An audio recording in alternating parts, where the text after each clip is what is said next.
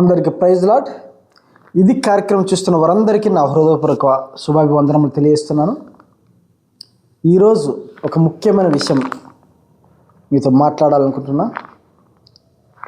LIC policy, life insurance corporation. చాలామంది insurance చేపిస్తుంటారు. కొందరు బైకులు చేపిస్తుంటారు, కొందరు కార్లకు, కొందరు లారీలకు ఇట్లా ఇన్సూరెన్స్ చేపిస్తుంటారు. ఎందుకంటే ఆ బైక్ యాక్సిడెంట్లు ఏమైనా జరిగితే దానికి కావాల్సిన అమౌంట్ వస్తుందని. అలాగే మనుషులు కూడా చేస్తుంటారు అన్నమాట.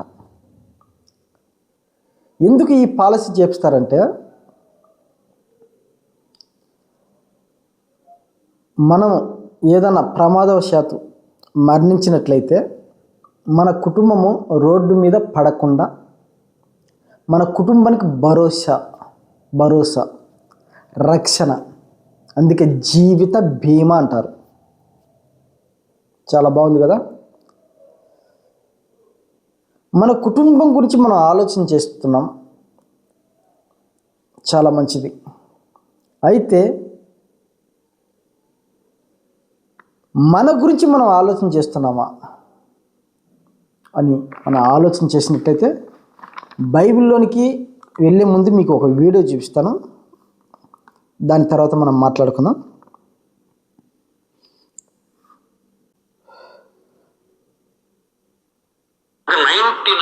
తప్పులు మనం తెలియక చేయమమ్మా, తెలిసే చేస్తాం. కానీ అవసరాలను బట్టి ఇప్పుడు ఇన్సూరెన్స్ అవసరం మాకు తెలుసు, కానీ ఎంతమంది చేస్తున్నారు? చేయరు. ఎందుకంటే అది డిలేలో ఉంది కదా. కానీ ఒకటి గుర్తుపెట్టుకోండి, నేను సిసిగా ఉంటాను మాట ఇవ్వగలను, ప్రేమగా ఉంటాను మాట ఇవ్వగలను, కానీ రేపు బతుకుంటాను మాట ఇవ్వగలనా? కానీ ఫైనాన్షియల్ సెక్యూరిటీ ఇవ్వగలనని మాట ఇవ్వగలను. ఇన్సూరెన్స్ ఒకవేళ ఉన్నా లేకున్నా అది నాకు, నా కుటుంబానికి మంచిదని. అది నేను 2 రోజులు ఊరు వెళ్తే మా ఇంట్లో 2,000 ఇచ్చి వెళ్తా, 10 రోజులు ఊరు వెళ్తే 8,000 ఇచ్చి వెళ్తా, 4 రోజులు ఊరు వెళ్తే 20,000 ఇచ్చి వెళ్తా.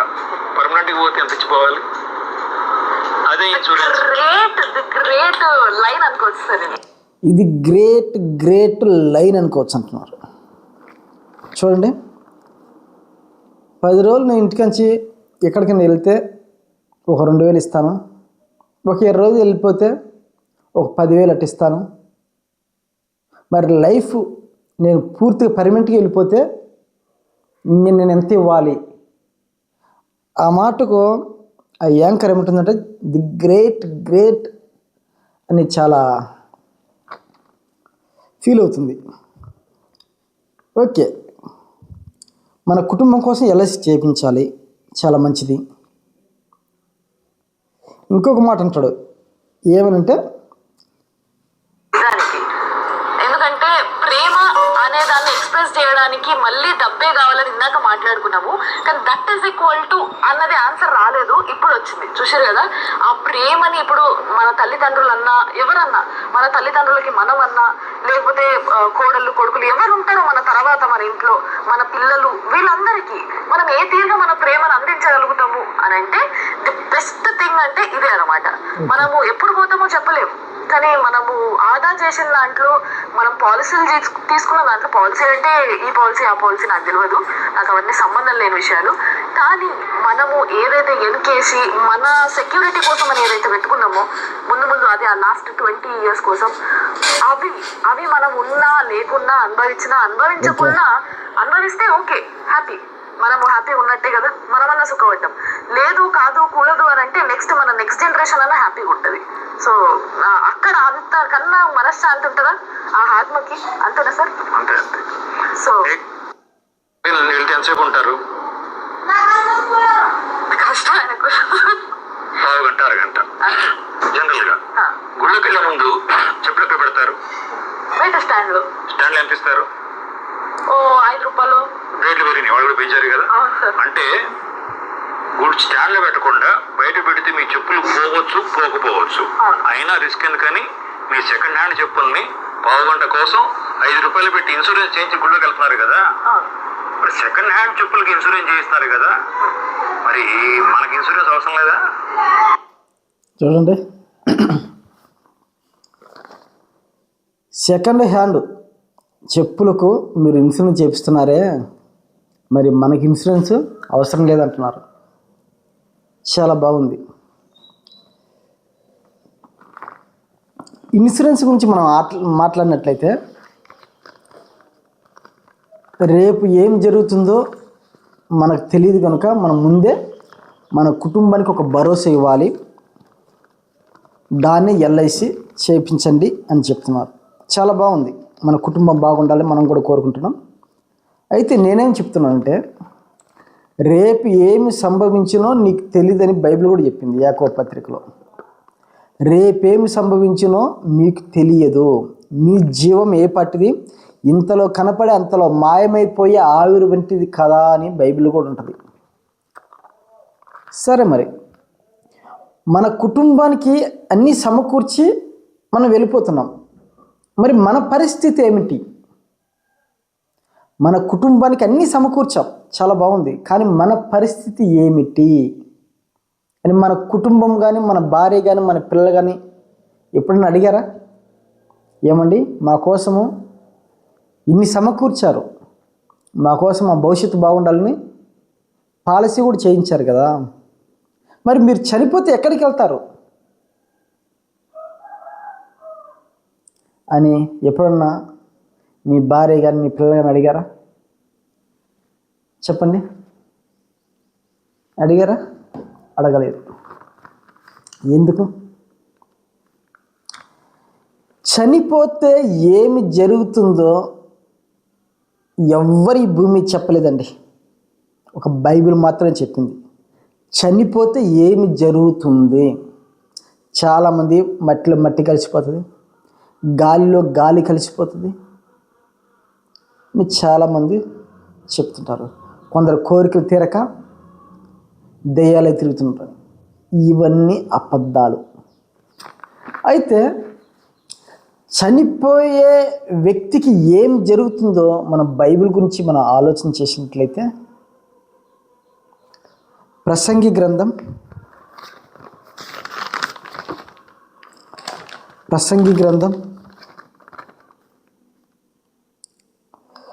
10వ అధ్యాయము 14వ వచనం. ప్రసంగి గ్రంథం 10వ అధ్యాయము 14వ వచనం. నరుడు చనిపోయిన తర్వాత ఏమి జరుగును? నరుడు చనిపోయిన తర్వాత ఏమి జరుగును? ఈ ప్రపంచం దగ్గర ఆ సమాధానం లేదు. ఏమి జరుగుతుంది అనేది ఎవడు చెప్పలేదండి, ఎవడు చెప్పలే. బైబిల్ చెప్పింది. చూస్తారా? ప్రసంగి గ్రంథం 12వ అధ్యాయము 7వ వచనం. చనిపోయిన వెంటనే ఏం జరుగుతుంది? కుటుంబం కోసము నువ్వు అన్నీ చేశావు, కానీ నీ గురించి నువ్వు ఆలోచన చేసుకోకుండా చనిపోతున్నావు. పాలసీ చేయించారనుకోండి, గుండెని చేసుకొని ప్రశాంత నిద్రపోతాడు, నేను చనిపోయిన కూడా నా కుటుంబం బాగుంటుందని. అంతే కదా? అయితే అతని గురించి అతను ఆలోచన చేసుకోవడం లేదు. ఇది అతను చేసే మొదటి తప్పు. ప్రసంగి గ్రంథం 12:7 చూసినట్లయితే, మన్నైనది వెండికట్టు వలనే మట్టికి చేరును, ఆత్మ తాను దయచేసిన దేవుని యొద్దకు చేరును. ఎప్పుడైతే ఈ శరీరానికి మనం పాలసీ చేయించామో, ఈ శరీరము ఎప్పుడైతే చనిపోతుందో ఈ శరీరం ఏమైపోతుందంటే మట్టిలో కలిసిపోతుంది. కానీ ఆత్మ ఉంది. ఆత్మ అనేది ఎవరి దగ్గరికి వెళ్ళాలి? దేవుని దగ్గరికి వెళ్ళాలి. ఈ కాలంలో చాలామంది అనుకుంటారు చనిపోయిన వ్యక్తి స్వర్గానికే. ఎంత తాగి చనిపోయినా, ఎంత వ్యభిచారం చేసి చనిపోయినా, ఎంత పోరంబోక తిరిగి చనిపోయినా అతని సమాధి మీద ఏమి రాస్తారంటే స్వర్గస్థులు. ఇదే చనిపోతే స్వర్గం, బ్రతికితే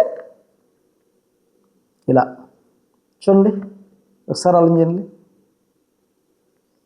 చనిపోతే స్వర్గమేనా? దేవుని దగ్గరికి వెళ్తారా?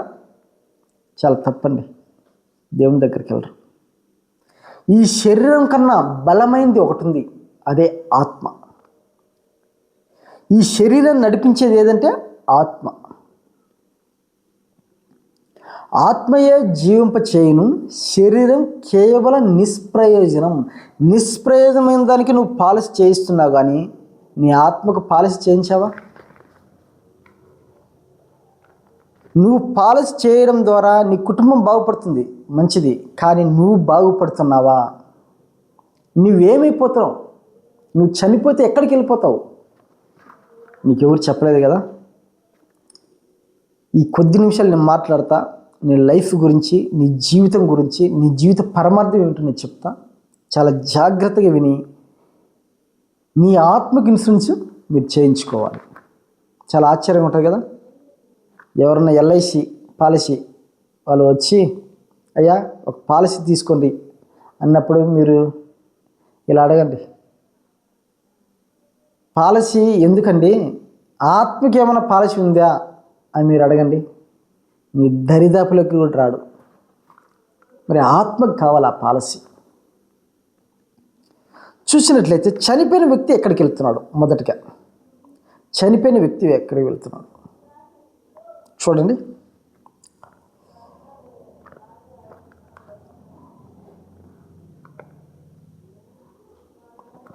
లూకా సువార్త 16వ అధ్యాయము 19వ వచనం చూద్దాం. లూకా సువార్త 16వ అధ్యాయము 19వ వచనం.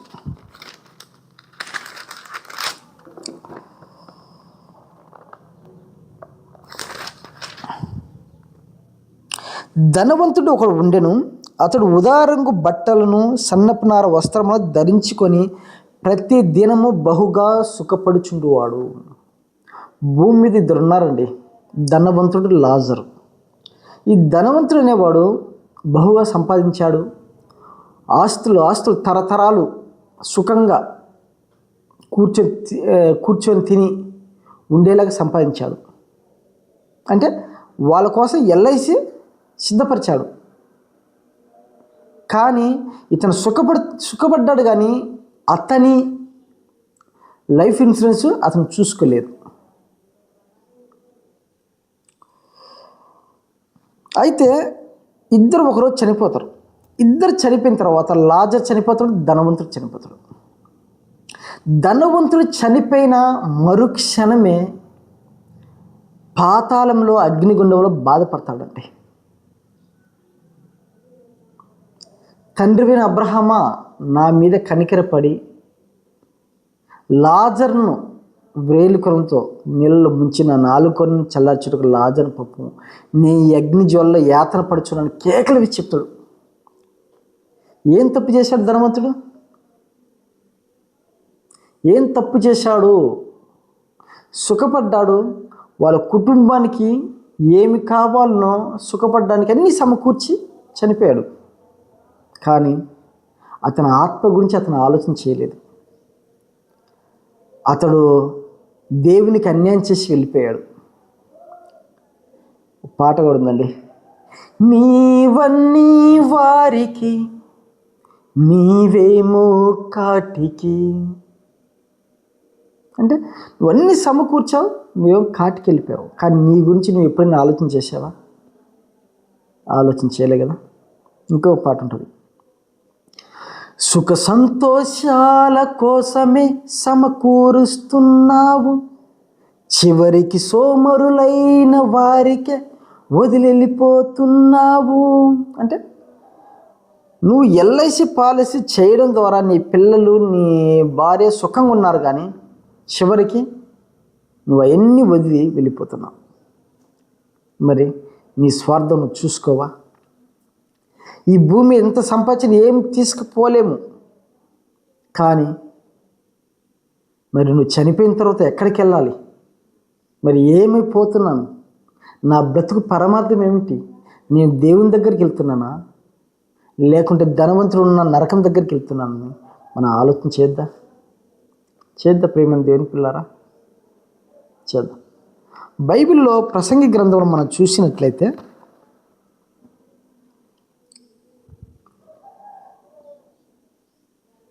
6వ అధ్యాయం 3వ వచనం చూద్దామండి.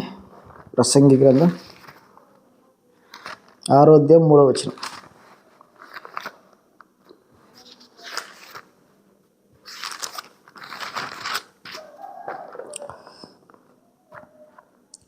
ప్రసంగి గ్రంథం 6వ అధ్యాయం 3వ వచనం.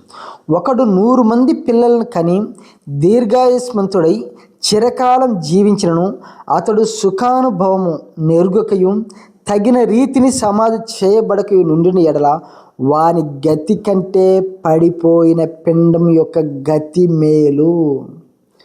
నువ్వు 100 మంది పిల్లలను కన్నా నువ్వు సుఖానుభవం ఎరక్కుంటే పడిపోయిన పిండం యొక్క గతి మేలు నీ గతి కంటే. చూసారా?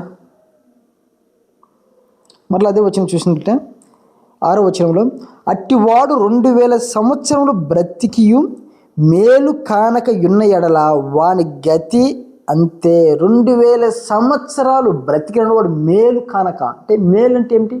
ఈ భూమి మీద కాదు, ఈ ఆత్మకు మరణం లేదు, శాశ్వత కాలం జీవించేది ఈ ఆత్మ. అటువంటి ఆత్మకు మేలు కలగకుంటే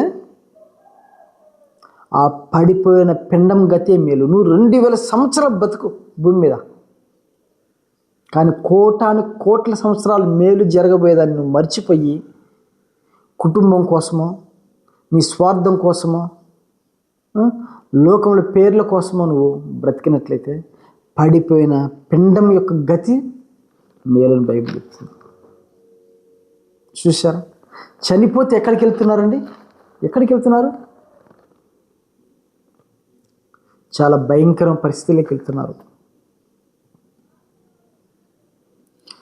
ఇంకొకటి చూద్దామా? మత్తయి సువార్త 25వ అధ్యాయం. మత్తయి సువార్త 25:30 వచనం.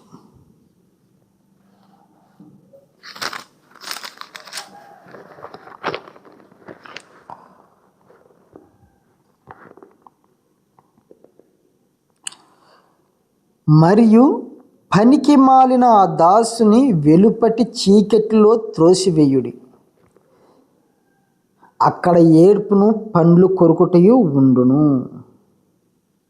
ఎప్పుడైతే నీ జీవిత పరమార్థం నువ్వు ఎరుగక, నీ ఆత్మ గురించి నువ్వు ఆలోచన చేయకుండా నువ్వు చనిపోతే ఎక్కడికి వెళ్తావు అంటే భయంకరమైన పరిస్థితుల్లోకి నువ్వు వెళ్ళిపోతావు. అక్కడ ఏమేమి ఉంటాయి? ఏడుపును పండ్లు కోరుకుంటావు. ఒక్కరోజు కాదు, 2 రోజులు కాదు, అనంతకాలం నువ్వు అటువంటి పరిస్థితుల్లోకి వెళ్ళిపోతున్నావు. మరి దీనికి వద్దా ఇన్సూరెన్స్? చూడండి ప్రేమ దేవుని పిల్లారా, ఎంత భయంకరమో. మన కన్ను మూసిన మరుక్షణంలో భయంకరమైన ప్లేస్లోకి వెళ్ళిపోతున్నాం. మన గురించి మనం ఆలోచన చేయొద్దా? దీనికి చేయించుకోండి. ఎవరికి వారు లైఫ్ ఇన్సూరెన్స్ చేయించుకోండి. ఎలా? నీ ఆత్మకు. నీకు లైఫ్ ఇన్సూరెన్స్ ఇచ్చేది, నీ ఆత్మకు ఇన్సూరెన్స్ ఇచ్చేది ఎవరో తెలుసా? యేసుక్రీస్తు వారు. మరి ఆయన దగ్గర ఎలా ఇన్సూరెన్స్ చేయించుకోవాలి మనం? ఆయన దగ్గర మనం ఎలా ఇన్సూరెన్స్ చేయించుకోవాలి? మార్కు సువార్త 16వ అధ్యాయము 16వ వచనం. నమ్మి బాప్తిసం పొందినవాడు రక్షింపబడును, నమ్మని వానికి శిక్ష విధింపబడును. ఎవడైతే నమ్మి బాప్తిస్మం తీసుకుంటాడో వాడు ఆత్మకు ఇన్సూరెన్స్ చేయించుకున్నట్టు. నమ్మి బాప్తిసం పొందినవాడు రక్షింపబడును. ఇప్పుడు మన పాలసీలు నమ్ముతారు, ఎన్నో పాలసీలు వచ్చాయి, ఎన్నో ఇన్సూరెన్స్లు వచ్చాయి.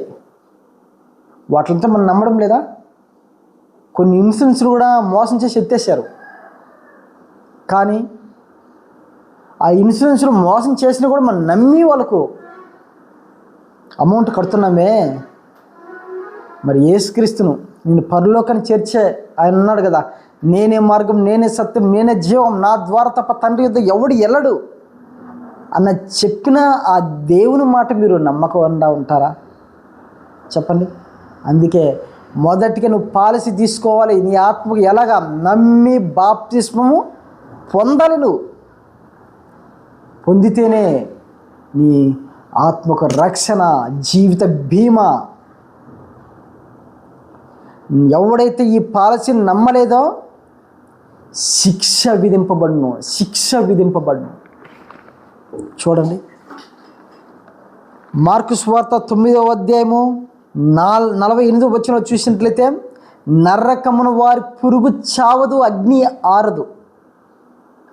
ఎవడైతే ఈ పాలసీ తీసుకోలేదో, ఆత్మకు పాలసీ తీసుకోలేదో, ఈ ఇన్సూరెన్స్ చేయించలేదో, వాని పరిస్థితి ఏమిటంటే నరకమును వాని పురుగు చావదు, అగ్ని ఆరదు. చూడండి ఎంత భయంకర పరిస్థితులకు మనం వెళ్ళబోతున్నాము. కన్ను మూసిన మరుక్షణమే మన పరిస్థితి తారుమారుగా అవుతుంది. నరకానికి వెళ్ళిపోతాం. ఆత్మ తను దయచేసిన దేవునిదికి వెళ్ళదు. చూసారా ఎంత దారుణం, ఎంత పరిస్థితి. సరే, నమ్మి బాప్తిసం పొందాలి. మొదటిగా పాలసీ తీసుకున్నారు కదా. ఎలా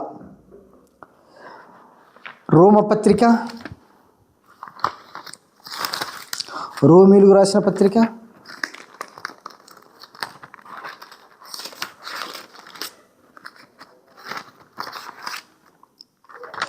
10వ అధ్యాయము 9వ వచనం.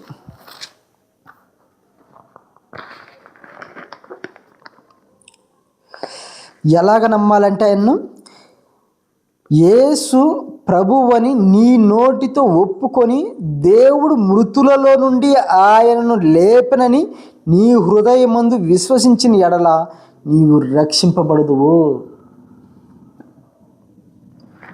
మరలా చదువుతండి. యేసు ప్రభువని నీ నోటితో ఒప్పుకొని దేవుడు మృతులలో నుండి ఆయనను లేపనని నీ హృదయమందు విశ్వసించిన ఎడల నీవు రక్షింపబడదు. రెండవది ఏంటంటే ప్రీమియం కట్టాలి కదా. మొదటిగా నమ్మి బాప్తిసం పొందాలి, అప్పుడు నువ్వు రక్షింపబడతావు. నెక్స్ట్, యేసు ప్రభువును నీ నోటితో ఒప్పుకొని విశ్వసించాలి, అప్పుడు నువ్వు రక్షింపబడతావు. చూసారా? మళ్ళీ నెక్స్ట్ మత్తయి సువార్త 24వ అధ్యాయం 13వ వచనం చూద్దాం.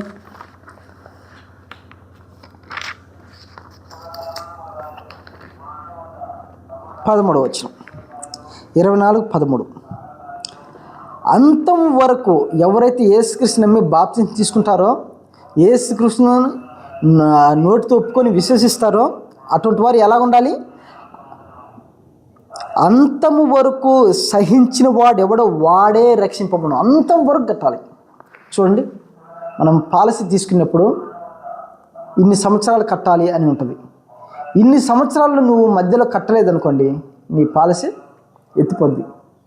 అలాగనే నువ్వు యేసుక్రీస్తుని నమ్మి బాప్తిసం తీసుకున్న తర్వాత, నీ నోటితో ఒప్పుకున్న తర్వాత నువ్వు ఎంతవరకు ఉండాలి తెలుసా? నువ్వు మరణానంతం వరకు కూడా ఏం చేయాలి? సహించి, ఆయన అంతం వరకు సహించిన వాడు ఎవడో వాడే రక్షింపబడును.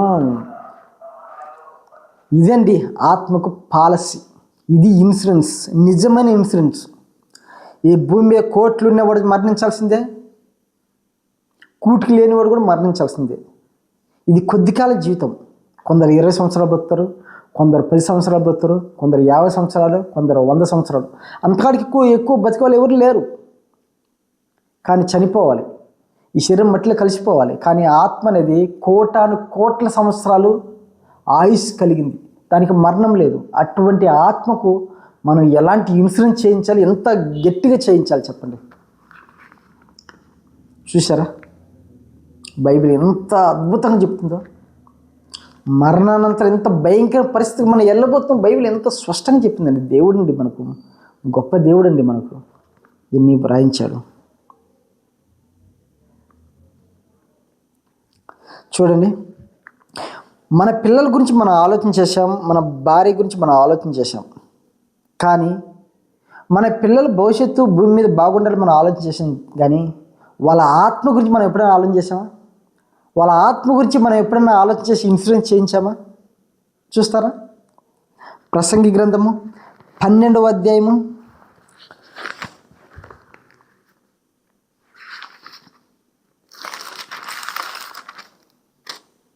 12వ అధ్యాయము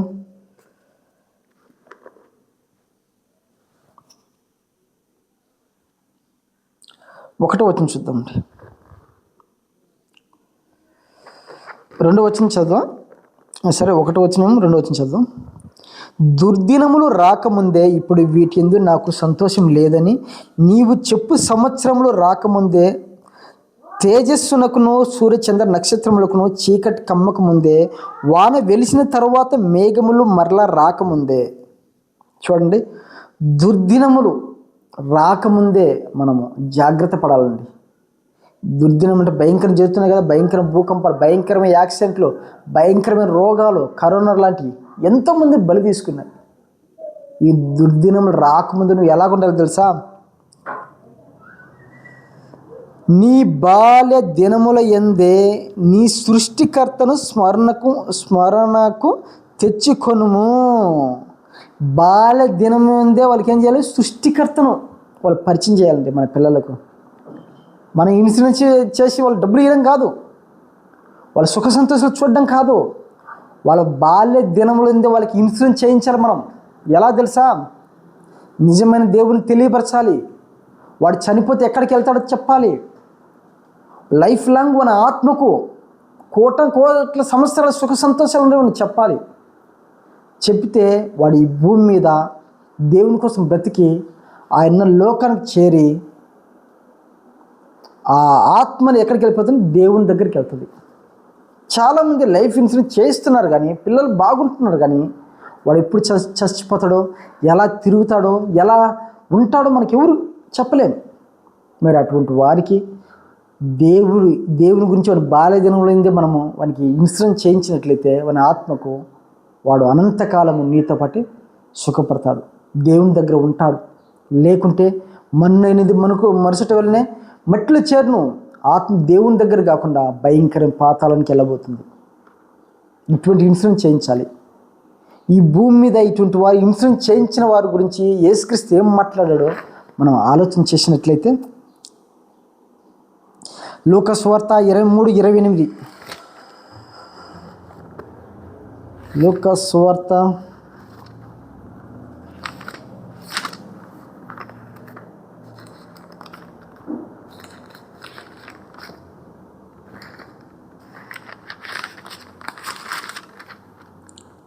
23:28 చూద్దాం. యేసు వారి వైపు తిరిగి, యెరూషలేము కుమార్తెలారా, నా నిమిత్తం ఏడవకుడి, మీ నిమిత్తమును మీ పిల్లల నిమిత్తమును ఏడువుడి. యేసుక్రీస్తు వారు శిలువ మోస్తున్నారు.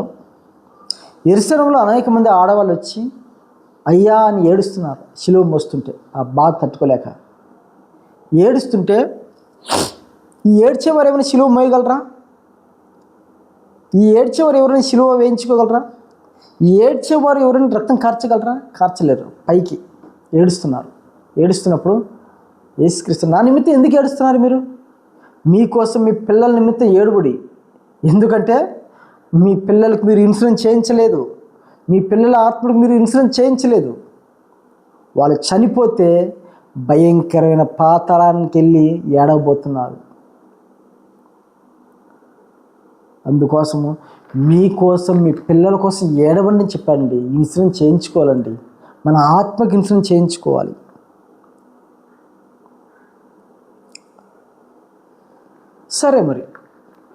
సరే మనం భూమి మీద ధనం సమకూర్చుకుందాం, భూమి మీద సుఖ సంతోషాలతో ఉందాం, మంచిదే. కానీ డబ్బు అనేది ఒక ప్రాబ్లం ఉందండి. ఎప్పుడైతే మన ధనం ఎక్కువ సమకూరుస్తుందో మనకు శత్రువులు కూడా అలాగే తయారవుతారు. చాలామంది డబ్బు కోసం చూస్తారా? ఒక టీవీ 9లో వచ్చింది ఒక వార్త. భర్త తన భార్య కోసము ₹1,00,00,000 ఇన్సూరెన్స్ చేయించాడు. చేయించినప్పుడు ఆ భార్య ఏం చేసిందంటే తన ప్రియునితో కలిసి భర్తను యాక్సిడెంట్ చేసి చంపించేసింది. తర్వాత ఆ భర్త గల వాళ్ళ బంధువులు ఉంటారు కదా, వాళ్ళు డౌట్ వచ్చి దాని పోలీస్ కంప్లైంట్ ఇచ్చిన తర్వాత అసలు విషయం బయటపడింది. భార్య చంపాలనుకుంది డబ్బు కోసం. చూసారా, డబ్బు ఉంటే మనిషి ప్రాణం పోవడానికి సిద్ధంగా ఉంది. కనుక డబ్బు ఇంపార్టెంట్ కాదు, మన ఆత్మ ఇంపార్టెంట్. డబ్బు కోసం అందుకే భూమి మీద మీ కొరకు ధనం సమకూర్చుకొనకూడదు అని బైబిల్ ఉంటుంది. చూడండి, బైబిల్ మత్తయి సువార్త 6:19.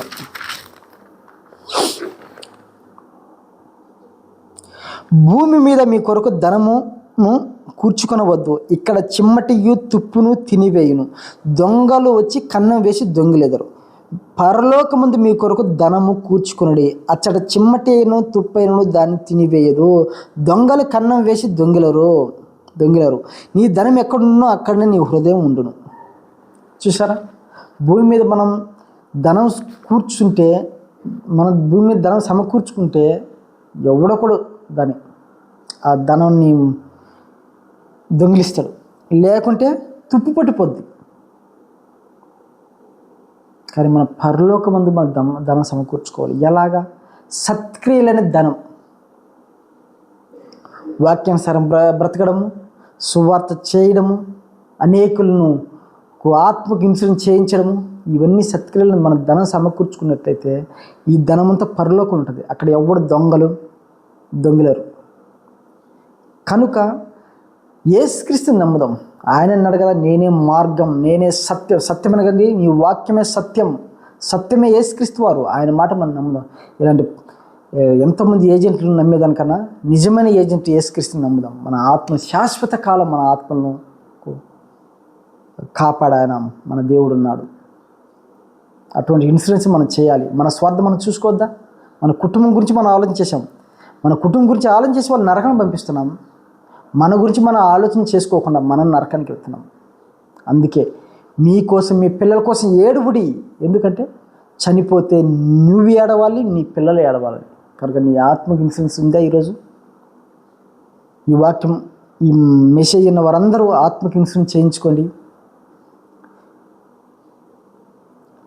ఆత్మ దేవుని దగ్గరికి వెళ్ళాలి. మన్నైన వెనుకటి వాళ్ళని మట్లే చేరాలి. ఆత్మ తాను దయచేసిన దేవుని దగ్గరికి వెళ్ళాలి. అలాగ అందరూ ఇన్సూరెన్స్ చేయించుకోవాలని కోరుకుంటూ నా మాటలు ముగిస్తున్నాను. అందరికీ వందనములు.